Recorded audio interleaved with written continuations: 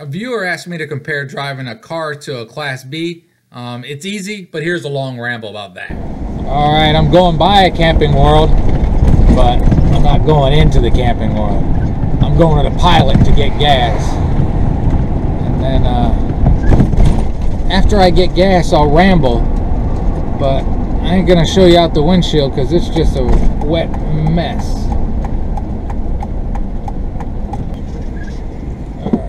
There we go. Alright, man, get settled.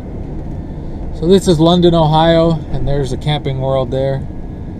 I think I've said before, that's where I bought my this RV. Camping World. Just not this one. I got it in Missouri. But I had a great experience with Camping World. But I will also say, 3/4 mile, turn right. I also say I won't go in their store and buy stuff because their prices for like everything are super high. But I'm gonna get back on the highway and I'll talk in a bit. Somebody asked in a comment they're thinking of getting a Class B, and I'm sorry I don't remember your screen name, but asked me, I'm doing 66. Asked me to compare driving this to a car, and hi Keith. And even though this is easy to drive, it's not a car. Right now, I got some crosswinds going on. So tall with a short wheelbase, this blows around a little bit. And mine even has, I got sway bars in the back. And I think most Class Bs, they put sway bars back there. That helps a little bit. And I got a steering control thing on there. But you're not in a car. I used to own a Suburban, and this is similar to that. Now, a Suburban's a big vehicle, but obviously a Class B is a much bigger vehicle. Lined them up at the front here, and you can see that it's also longer. This is just an old video, but a lot more ground clearance on the Suburban too. I've driven like big U-Haul trucks. This is less than that, but more than driving the Suburban. But it's not hard.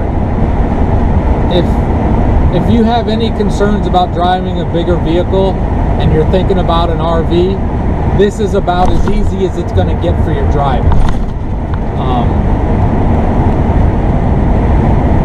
The only thing I really have a hard time with this one is, even though I've replaced most of the suspension, I've got newer shocks on it, the control arms and all that good stuff has been replaced, it still rides rough like a truck.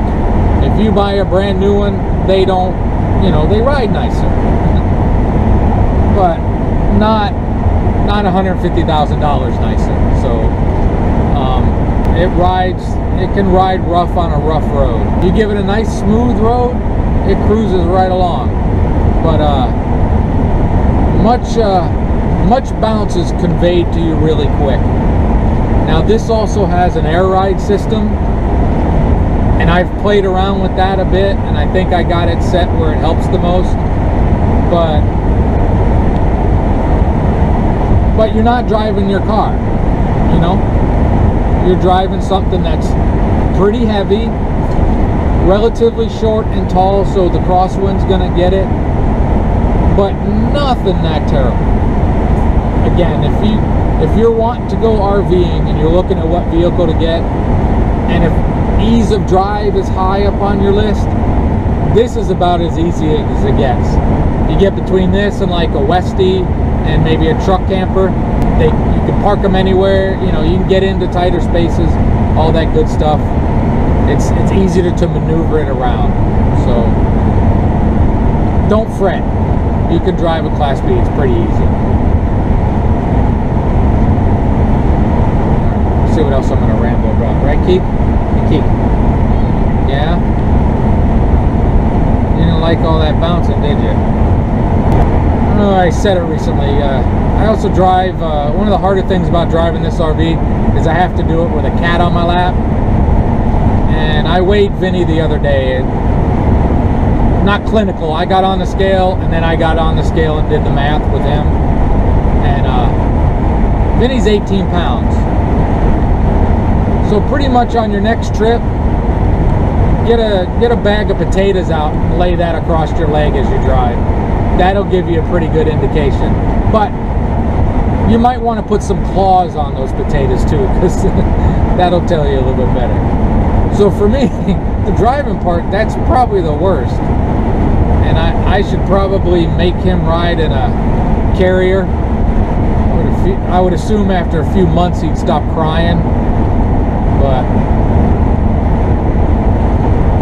that's the most challenging part of driving, is with a 20-pound cat on your lap. Alright, we'll see if I got anything else to ramble about. Kiki going back up, but she got down for a very good reason. She got down to use a litter box. It's an advantage of not having them in a carrier. If they need to go to the bathroom, they go to the bathroom. See, I'm not lying to you. It's nasty out there. Just nasty. Oh, I guess I'll also say, now my mind doesn't remember if I said it or not, but I do not like this vehicle on snow, or especially ice. I don't like any vehicle on ice. No matter how good your four-wheel drive is, you can't stop. But short, heavy, tall, rear-wheel drive, no, not the greatest vehicle on snow. So I try to avoid driving in snow when I can. And when I do drive on snow, I'm pretty careful. Pretty cautious. Alright, Keith.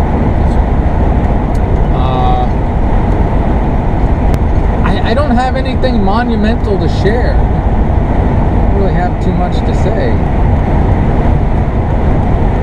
I don't ever feel like I have anything monumental to share, but should have another trip coming up in about a week. So compare this to driving a car. Obvious, Captain Obvious. You sit up higher, so you can see better. There's that.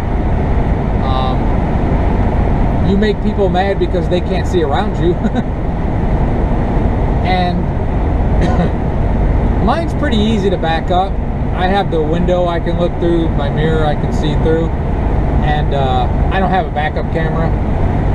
But I drove that big boat for a while, and I didn't have long side mirrors, and I think I did pretty decent on by feel most of the time.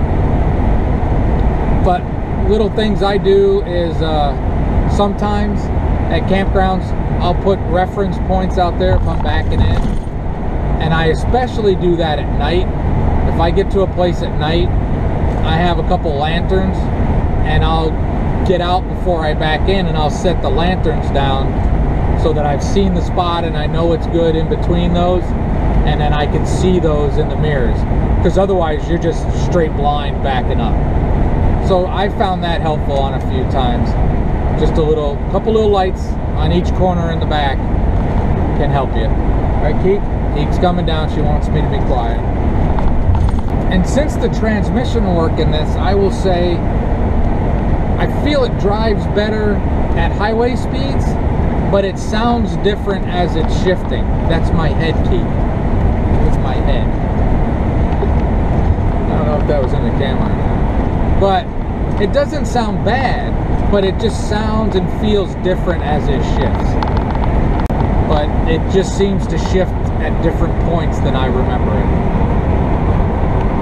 So there's that. I think I'm back. I think this van tracks pretty well, even with the wide body.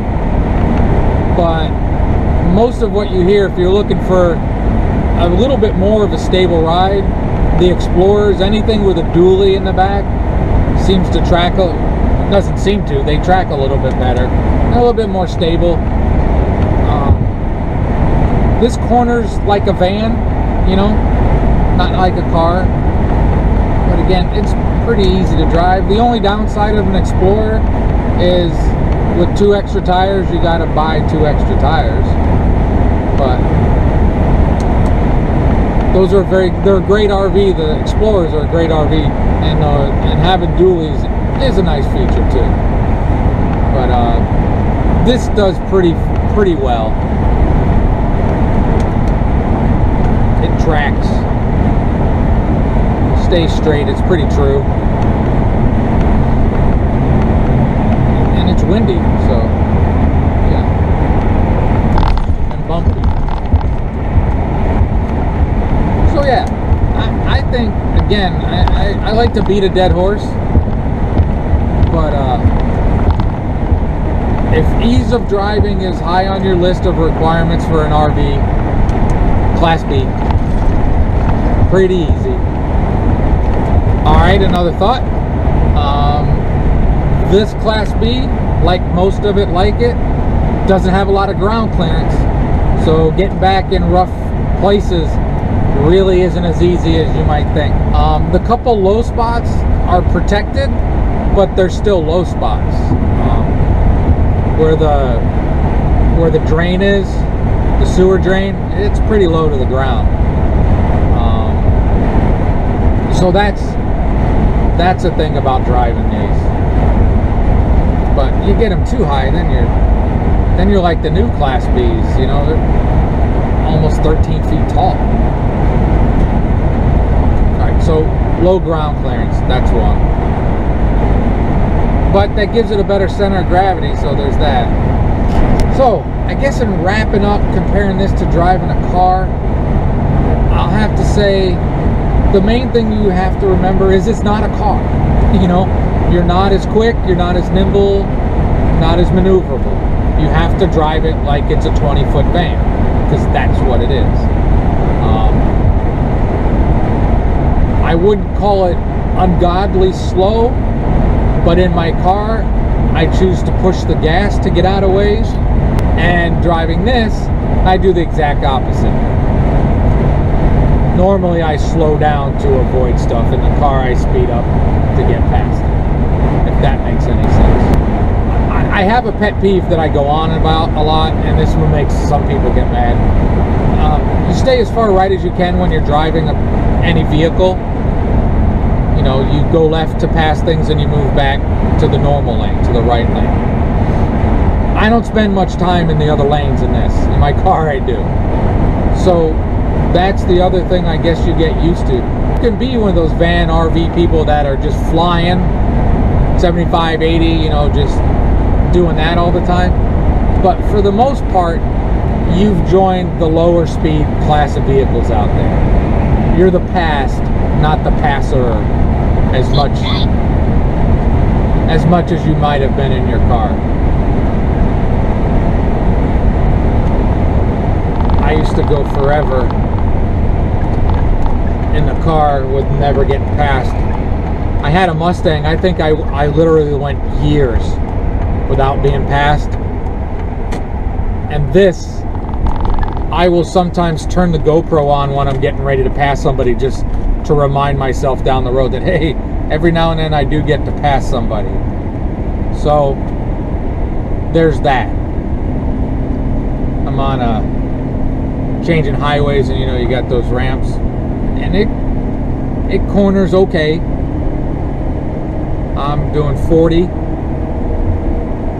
which is, I think the sign said to do 35, so it'll corner fine. Now my car, I would go way faster, but this ain't a car. Continue on route. So basically just prepare yourself, if you're going to drive one of these, that you're not in a car anymore. You're in those things you pass all the time in your car, and you'll be fine. Usually you don't get as many speeding tickets. Alright, hope any of that was helpful, and that you have a great and wonderful day. I'm serious this time.